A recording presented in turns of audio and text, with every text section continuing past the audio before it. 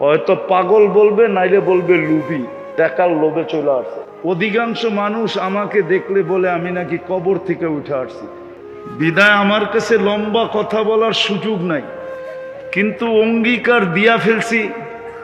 যদি শুধু এই প্রোগ্রামটাই থাকতো তাহলে কিন্তু আমার আসার সুযোগ ছিল না। আসার সুযোগ হয়েছে দুটা মাদ্রাসার প্রোগ্রাম এটার সাথে যুক্ত ছিল। শুধু মাদ্রাসার দিকে তাকায় আসতে বাধ্য হয়েছে। ওই ফাঁকে আপনারাও পেয়ে গেছেন, নাইলে ডাক্তার আমাকে অনুমতি দিতেছিল না আমি এত দূর আসি। কি যাত না বিষে বুঝিবে সে কিসে, কবু আসি বিষে ডংসি নিজাকে। আমারটা আমি বুঝতেছি কি হইতেছে, আপনি বুঝবেন কোত্থেকে? আজকে 15 দিন হলো আমার রিং পড়ানো হয়েছে। এত তাড়াতাড়ি এত দূরে আসার অনুমতি কোনো ডাক্তার দিবে না। আর এখানে কোনো ডাক্তার থাকলে বলবে হুজুর পাগল। হয়তো পাগল বলবে, নাইলে বলবে লুবি, টাকার লোভে চলে আসছে। হ্যাঁ, নাউজুবিল্লাহ পড়েন না, আমরা তো মাদ্রাসার দিকে দেখা আসছি, নাইলে মাদ্রাসাওয়ালাদের জবাব দিতে দিতে জান শেষ হয়ে যাবে। পাবলিক তো এত কিছু বুঝবে না কি? এই জন্য কথা লম্বা হবে না, অল্প সময় কথা হবে। আর পঞ্চম দিন জীবন গড়তে চাইলে এক কথাই যথেষ্ট হয়। আমি প্রমাণ দিতেছি। যে আসেন ভাবি একটু বসে যে আমি কালকের জন্য কতটুকু প্রস্তুত, কালকের জন্য কতটুকু প্রস্তুত। এই পাবনা ইব্রাহিম ইবনে আদহামকে পাগল বানায় দিয়েছেন। বলখের বাদশাহী ছেড়া দিয়েছেন ইব্রাহিম ইবনে আদহাম। কোন ছোট জিনিসকে ছাড়েন নাই। বলখের বাদশাহী, যেটা ইরাকের একটা এরিয়া, ওই এরিয়ার বাদশা ছিল। রাজা হিসাবে খারাপ ছিল না, প্রজারাও খারাপ ছিল না। ইব্রাহিম রাজত্ব ছাড়ার পরে দীর্ঘদিন ওই বলখের সিংহাসন খালি ছিল। ইতিহাস উঠান, বহুত দিন পরে প্রজারা রাজা নির্বাচিত করছেন, শুধু ইব্রাহিমের পিছে ঘুরছেন। ইব্রাহিম চলে আসো, বলছে না, এই ভাবনা আমাকে পাগল করছে, আর ফিরার কোনো সুযোগ নেই। তো জাতি জিজ্ঞাসা করছে, ইব্রাহিম কি ভাবনা? বলে যেদিন মার পেটে রু আসছে ওই দিন দুটার যে কোনো একটা লেখা হয়েছে। আশাকিম আম সাঈদ ফালা আদরি মাদা কুতিব। নেককার অথবা বদকার, সৌভাগ্যবান অথবা হতভাগা। ফালা আদরি মাদা কুতিব, আমি জানি না আমার কপালে কি লেখা আছে। এই চিন্তায় আমি পাগল। কিন্তু আপনি যদি প্রশ্ন করেন যে হতভাগা যদি লেখা হয়ে থাকে তাহলে এটা মুছবে কি করে? তুমি চিন্তা করে কি লাভ হবে? হতভাগাই তো লেখা হয়ে গেল, ঠিক না? যদি এমনই হইতো তাহলে আল্লাহ রসুল হাসান হোসাইনকে কোনোদিন এই দোয়া শিখাইতেন না। বলছে, বেটা সারাদিনে একবার হইলো কোরআনি, একবার হইলো হাত উঠায় বইল, আল্লাহুম্মা ইন কাতাবতানি মিন আহলি সাআদাতি ফাসবুতনা ফিহা ওয়া ইন কুনতা কাতাবতানি মিন আহলি শাকাওয়াতি ফামহুনা মিনহা ওয়াকতুবনা ফি আহলি সাআদাতি ওয়াল মাগফিরা ফাইন্নাকা তামহু মা তাশা ওয়া তুসবিতু ইনদাকা উম্মুল কিতাব। সত্য এটাই। আজকে সুযোগ আছে, মুছানো যায়। দ্বিতীয় প্রশ্ন করছে বলখালারা, ইব্রাহিম দ্বিতীয় প্রশ্ন কি? যেটা তোমাকে রাজত্ব ছাড়তে বাধ্য করলো। দ্বিতীয় ভাবনা কি যেটাকে তোমাকে রাজত্ব ছাড়তে বাধ্য করলো? বলছে, মৃত্যু লগ্নে দুই সম্বোধনের এক সম্বোধন আসবে, আইয়াতুহান নাফসুল তাইয়্যিব অথবা আইয়াতুহান নাফসুল খাবিস। পবিত্র রূহ পবিত্র শরীর, অপবিত্র রূহ অপবিত্র শরীর।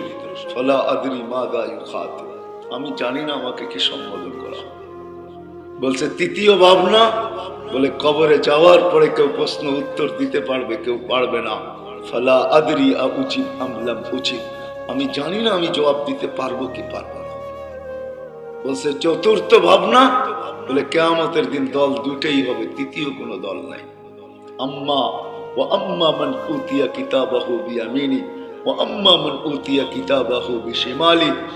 আসহাবুল ইয়ামিন ওয়া আসহাবুশ শিমাল ফারিকুন ফিল জান্নাতি ওয়া ফারিকুন ফিস সাঈর ওয়া আম্মা মান সাকুলাত মাওয়াজিনুহু ওয়া আম্মা মান খাফফাত মাওয়াজিনুহু। দুই দল হবে, ফালা আদরি ফি আইয়িল ফারিকাইনি আনা, আমি জানি না কোন দলের অন্তর্ভুক্ত। আসেন আমরাও একটু ভাবি যে কতটুকু প্রস্তুতি নিলাম, প্রস্তুতি কতটুকু নিলাম। দুনিয়ার কোনো জিনিস তো কাজে দিবে না।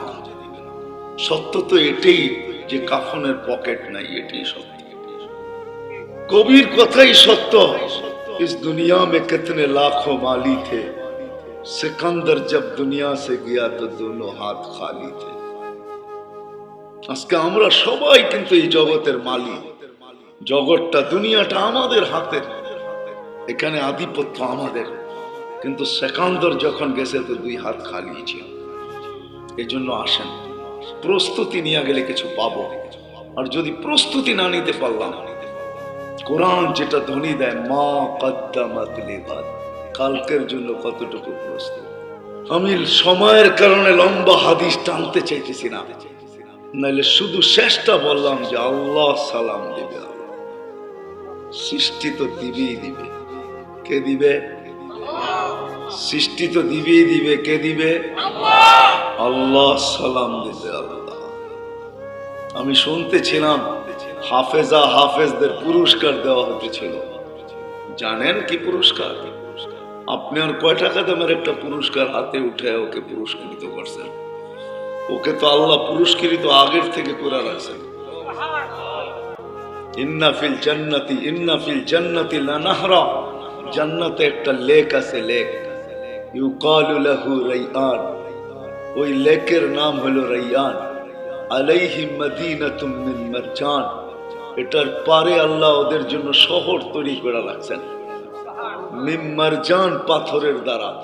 লাহু ৭০,০০০ বাবান, প্রত্যেকটা বাংলো বলেন আর বাড়ি বলেন ৭০,০০০ গেট থাকবে। আলা কুল্লি বাবিন ৭০,০০০ মালাইকাতান, প্রত্যেক দরজায় ৭০,০০০ ফেরেশতা থাকবে।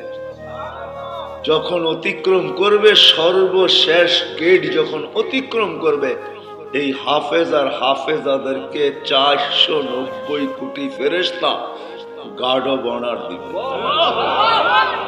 শুধু গার্ড অব অনার দিবে না, প্রত্যেকে উপটুকুন দিবে হাতে নিয়া, আর বলবে হাদা কেরামাতান লিল কুরআন, কোরআনের সম্মানার্থে তোমাকে গিফট দিলাম। আর প্রত্যেকবার দিবে কুল্লামা দাখাল, যখনই ডুববে তখনই সেলুট আর গিফট। আপনার কয় টাকার দিলেন? এই জন্য প্রস্তুতি নেওয়া চাই। কোনো পরিচয় এখানে চলবে না, কসম।